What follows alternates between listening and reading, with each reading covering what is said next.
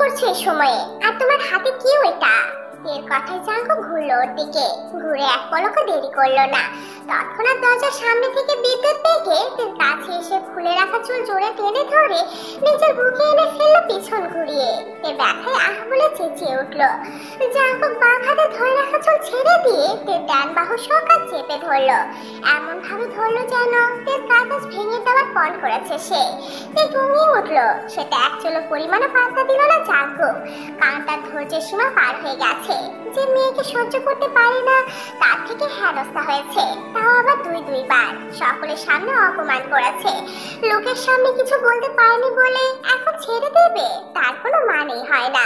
সবাই তাকে নিয়ে আদিক্ষেতা করলেও সে কখনো এই মেয়েকে নিয়ে আদিক্ষেতা করবে না। এই মেয়েকে নিয়ে আদিক্ষেতা করতে সে নারাজ, প্রশ্নই আসে না। তার ব্যথার চোখ ভিজে এলো, গলা সহ কাজ চেপে ধরাতে অস্পষ্ট স্বরে বলল, ছাড়ো, আমার লাগছে।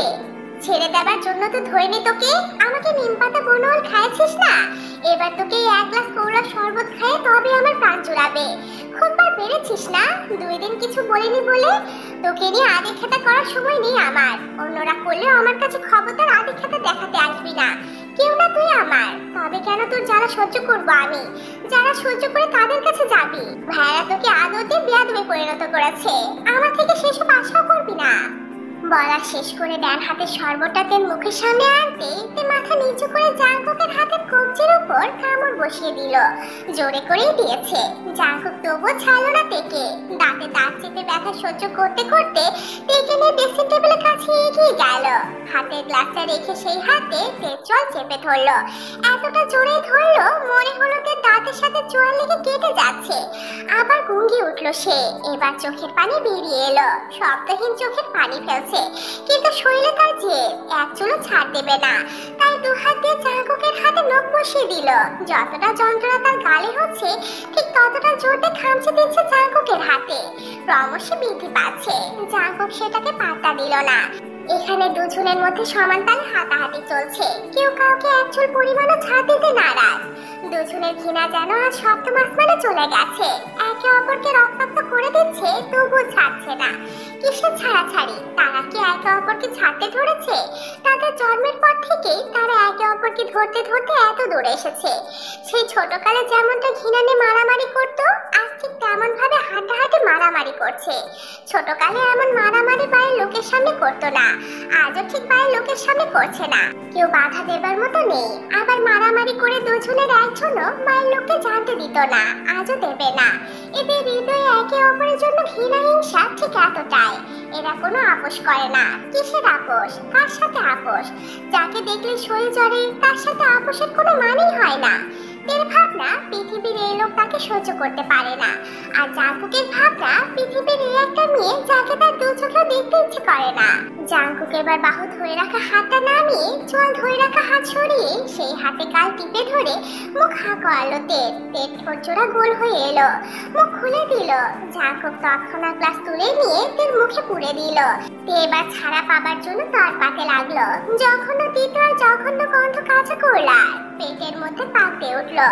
নারী ভুঁড়ি সব উল্টে আসছে, শব্দ করছে মুখে, কিন্তু জাঙ্কুক ওর কাজে ব্যস্ত। তেকে পুরো গ্লাসে শরবত খাইয়ে সে ক্ষান্ত হবে। জাঙ্কুকের বুকের সাথে সে মোছাতে লাগলো। সে কাঁচা করলা শরবতের গন্ধ এবং স্বাদ কোনোটাই নিতে পারছে না। ব্যথা এবং জঘন্য খাবার দুটো মিলিয়ে তার ভিতরটা পর্যন্ত তিতো করে দিল।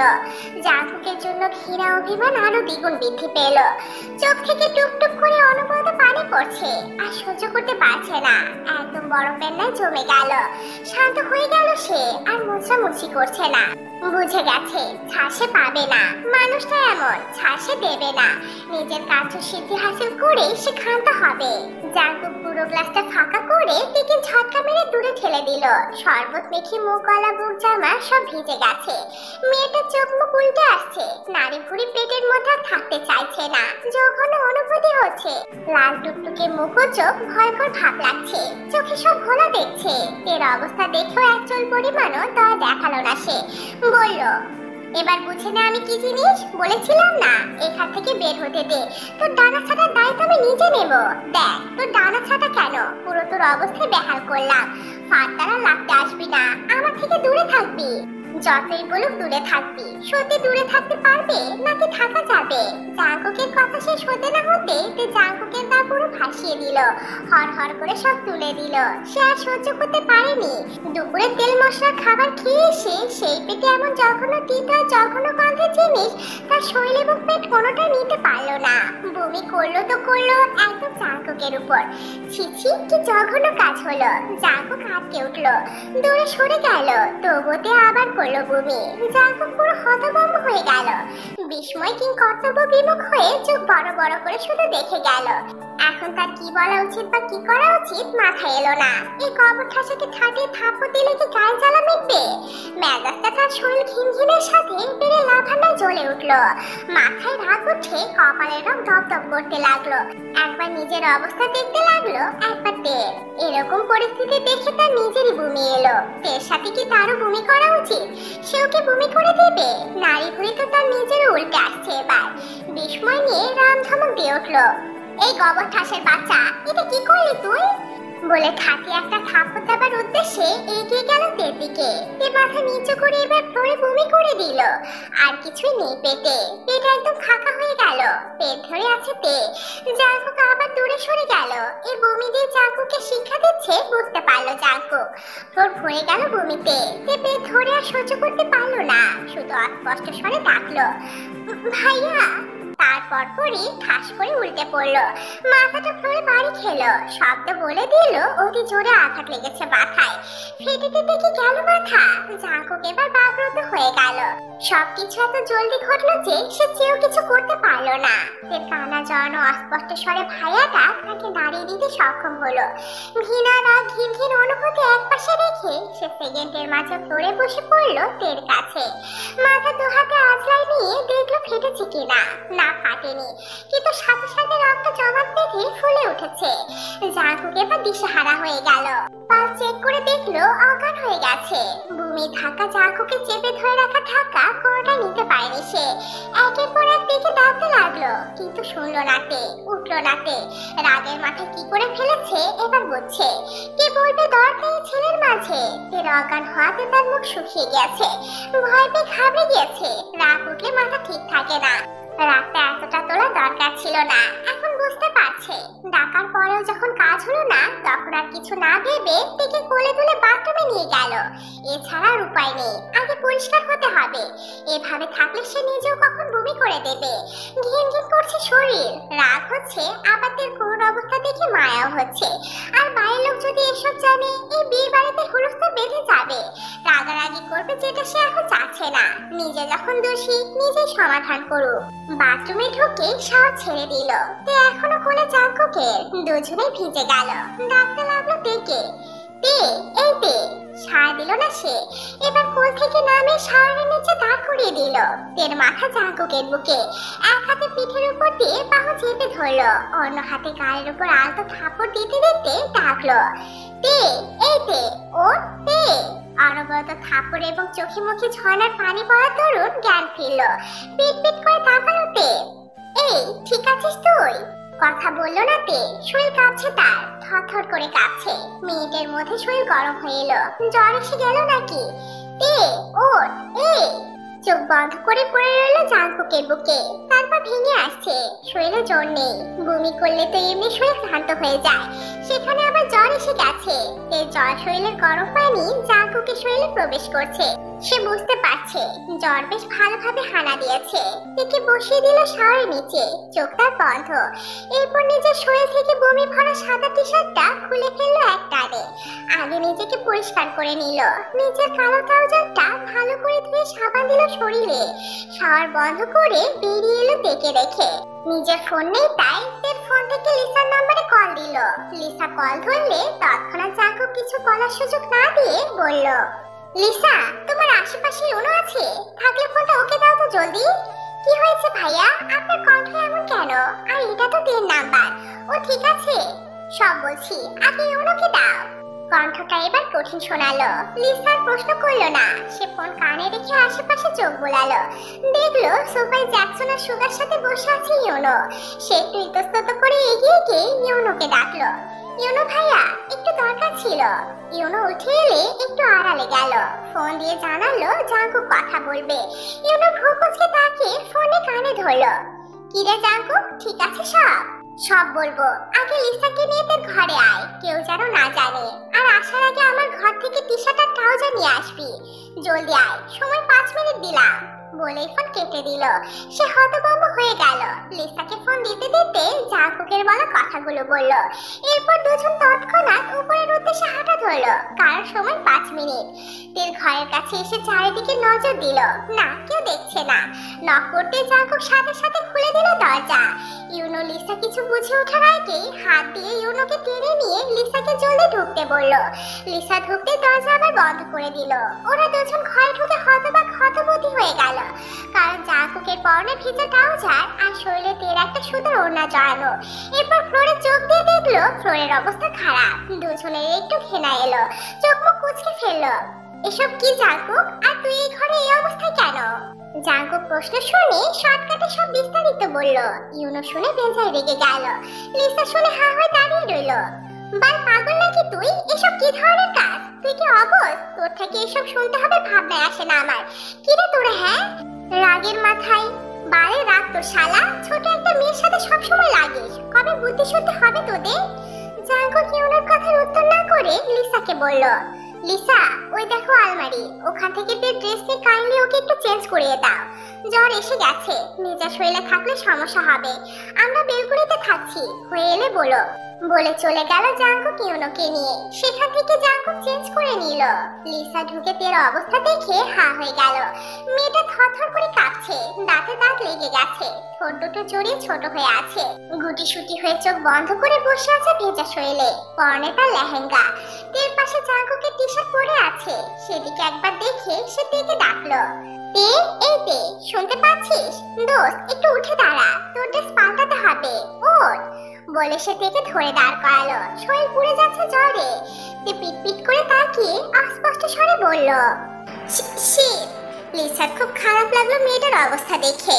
মনে মনে জাঙ্কুকে কয়েকটা খারাপ কথাও শোনালো। মেয়েটা না হয় একটু মজাই করেছে। সে তেকে পাশে থাকা টুলের উপর বসালো। তারপর কোনো মতে খুব জোর খাটিয়ে কষ্টে চেঞ্জ করালো। শুকনো তোয়ালে দিয়ে মাথা মুছিয়ে দিয়ে চুল জড়িয়ে দিল। এরপর আবার বেরিয়ে এসে জাঙ্কুককে ডাকলো, ভাইয়া ওর অবস্থা খুব খারাপ, শরীর জ্বরে পুড়ে যাচ্ছে। জাঙ্কুক তৎক্ষণাৎ কথা না বলে দ্রুত পায়ে বাথরুমে ঢুকে তেকে কোলে নিয়ে বেরিয়ে এলো। বিছানায় শুয়ে দিল। ওকে কোলে নিয়ে বুঝতে পারলো শরীর পুড়ে যাচ্ছে, যে তাপ জাঙ্কুক নিজে অনুভব করলো। ক্যাথা টেনে শরীরে দিয়ে দিল। এরপর নিজের ঘেনে একপাশে রেখে ফ্লোর পরিষ্কার করলো। লিসা ইউনো সাহায্য করলো। সব ঠিকঠাক করে জাঙ্কুক বলল, ওকে কিছু খাইয়ে ওষুধ খাওয়াতে হবে। লিসা, বাড়ি কাউকে কিছু বলার দরকার নেই। লোকজনের বাড়ি, সব জানে রাগারাগি করবে। আর তুই নিজেও কাউকে বলবে না, ও এমনই। লিসা শুধু অবাক হয়ে শুনলো, এরা এরকম কেন? ও বলে ও এমনই, আবার ও বলে এমনই। এরা একে অপরকে এত চেনে, এত চেনে তো মারামারি কেন করে? দুজনের মাঝে পর্দা পড়ে না কেন? কখনো মারামারি করে নিজেরা কাউকে বলেও না, আবার কখনো এক দণ্ড কথা না বলেও থাকে না। মারামারি করে পরক্ষণে আবার কথা বলে চুলোচুলি করার জন্য প্রস্তুত হয়ে যায়। আশ্চর্য। জাঙ্কুক লিসাকে সব বুঝিয়ে দিয়ে ইউনোকে নিয়ে চলে গেল। লিসা বাহিরে গিয়ে মিসেস জিসুকে জানালো তার প্রচন্ড জ্বর এসেছে। ব্যাস এইটুকুতেই হয়ে গেছে। তৎক্ষণাৎ সকলের কানে পৌঁছে গেল। তের ঘর ভর্তি হয়ে গেল লোকালয়ে। ভাইরা ডক্টর ডাকতে উঠে পড়ে লাগলো। মিসেস যে খাবার এনে তেকে কোলের মধ্যে নিয়ে খাইয়ে দিল। এরপর ওষুধ খাইয়ে ঠিকঠাক করতে করতে রাত 10টা পার হয়ে গেল। রাত 12টা প্রায়। জাঙ্কুক ইউনো সুগা জ্যাকসন ছাদের রেলিং এর উপর বসে আড্ডা দিচ্ছে। অনেক রকম কথা শোভা পাচ্ছে সেখানে। কিছুক্ষণের মাঝে সুগা বলল, শরীরটা ভালো লাগছে না, সারাদিন ধকল গেছে, আমি শুতে গেলাম। ইউনো জ্যাকসনও সায় দিল। জাঙ্কুক বলল, তোরা যা, আমি আসছি। ওরা সম্মতিতে চলে গেল। জাঙ্কুক বসে ভাবনাতে ডুবলো। তার মস্তিষ্ক যখন অনেক রকম ভাবনা ভাবতে ব্যস্ত, তখন তার কানে কারো পদধ্বনি ভেসে এলো। আস্তে আস্তে তার দিকে এগিয়ে আসছে সে বুঝতে পারলো। ওদের নিকটে আসতেই সে ঘাড় ঘুরিয়ে তাকালো। লাইটবিহীন শুধু জ্যোৎস্নার আলোতে আগন্তুকের মুখাবয়ব স্পষ্ট দৃশ্যমান হলো। তাকে দেখে ভ্রু কুঁচকে ফেললো সে। এত রাতে এখানে একা কি করছে তুমি? এত রাতে তুমি এখানে কি করছো সোহেল? এখানে, মানে আমি কিছু বলতে চাই জাঙ্কুক ভাইয়া। হৃদয় আরো কিছুটা কিঞ্চিত হলো জাঙ্কুকে। সে বোধহয় আজ করতে পারলো কি কথা বলতে চাইছে সোহেয়ন। জাঙ্কুকে চুপ থাকতে দেখে সোহেয়ন বলল, জাঙ্কুক ভাইয়া। বলো সোহেয়ন। আপনাকে আমার ভালো লাগে। শুধু ভালো লাগা অব্দি না ভাইয়া, আপনার আমি জীবন সঙ্গী হতে চাই। আমাকে সুযোগ দিবেন প্লিজ, ভালোবাসি আপনাকে। সোহেয়ন, আমার কথা তুমি মন দিয়ে শুনবে, তারপর কথা বলবে, ওকে? সোহেয়ন তাকিয়ে রইল কথা না বলে। সোহেয়ন, আমার তরফ থেকে তোমার প্রতি কোনো ইতিবাচক কিছু পেয়েছো কখনো? পাওনি তাই তো? তবে আমি বলি এবার, তোমার আমাকে ভালো লাগতে পারে, পছন্দও হতে পারে, এটা অতি স্বাভাবিক। তোমার বয়সটাই এখন এমন, এই বয়সের সকল ছেলে মেয়ে আবেগে গা ভাসায়। যেটা ভালো লাগে সেটা পেতে মরিয়া হয়ে ওঠে। তোমারও হয়তো এমনটা মনে হচ্ছে, কিন্তু বিশ্বাস করো, আমার তরফ থেকে তোমার প্রতি কোনো ইতিবাচক মনোভাব নেই। তোমাকে আমি বোনের নজরে দেখি। বাচ্চা একটা মেয়ে তুমি। আমি তোমার অনুভূতি, ভালো লাগাকে সম্মান করছি। হয়তো ভালোবাসো, এটাই বললে মাত্র, সেটাকেও আমি সম্মান জানাচ্ছি। কিন্তু সোহেয়ন, আই এম এক্সট্রিমলি সরি। আমি তোমার অনুভূতি, ভালো লাগা, ভালোবাসা কোনোটাতে আমাকে জড়াতে পারছি না। তোমার প্রতি আমার ফিলিংস বোন অব্দি। তুমি ভুল জায়গায় অনুভূতি, ভালোবাসা ব্যয় করো না। আমি জানি তুমি ছোট হলেও বুঝতার মেয়ে, আমার কথা বুঝবে। দেখো, এসবের কোথাও আমি ছিলাম না। তুমি নিজে আমার প্রতি অনুভূতি জন্মিয়েছো। আমার উপর অভিযোগ না করে নিজেকে গুছিয়ে নাও বোন। I am sorry. সোহেয়ন অপলক অনিমেষ চেয়ে রইল। চাঁদের আলোয় এই ছেলেটাকে অতি সুদর্শন লাগছে। সে জাঙ্কুকের পানে চেয়ে থেকে সব কথা শুনলো এবং বুঝলো, এই ছেলে তাকে বোনের নজরেই দেখে। সত্যি তো, তার দিক দিয়ে কখনো তো কোনো পজিটিভ কিছু পায়নি। সবসময় যতটুকু প্রয়োজন তার থেকে দ্বিগুণ দূরে থাকার চেষ্টা করেছে। সে নিজে অনুভূতি জন্ম দিয়েছে, নিজে এতদূর এগিয়েছে, যাকে বলে একপাক্ষিক অনুভূতি, ভালো লাগা, ভালোবাসা, যেটা অতি কষ্টদায়ক। কোনো অভিযোগ রেখো না বোন, সবগুলো বিয়ের অনুষ্ঠানটা এনজয় করো। আর এত রাতে তোমার একা এখানে আসা উচিত হয়নি একদম। কেউ দেখলে অনেক খারাপ হবে বিষয়টা এবং পরিস্থিতিটা। তুমি একটা মেয়ে ভুলে যেও না। এখন যাও, নিচে গিয়ে শুয়ে পড়ো, অনেক রাত হয়েছে। সোহেয়নের মনটা বিষিয়ে গিয়েছে, কষ্ট হচ্ছে অনেক, ভারী হয়ে এলো অন্তর। এখানে আর কিছুক্ষণ থাকলে সে চোখের পানি আটকাতে পারবে না, তার দুর্বলতা সে জানাবে না। তাই পেছন ঘুরে দ্রুত পায়ে চলে গেল। সোহেয়ন যেতেই জাঙ্কুক দীর্ঘ একটা শ্বাস ফেলল। কয়েকদিন পর সব ঠিক হয়ে যাবে, এগুলো অল্প বয়সের আবেগ।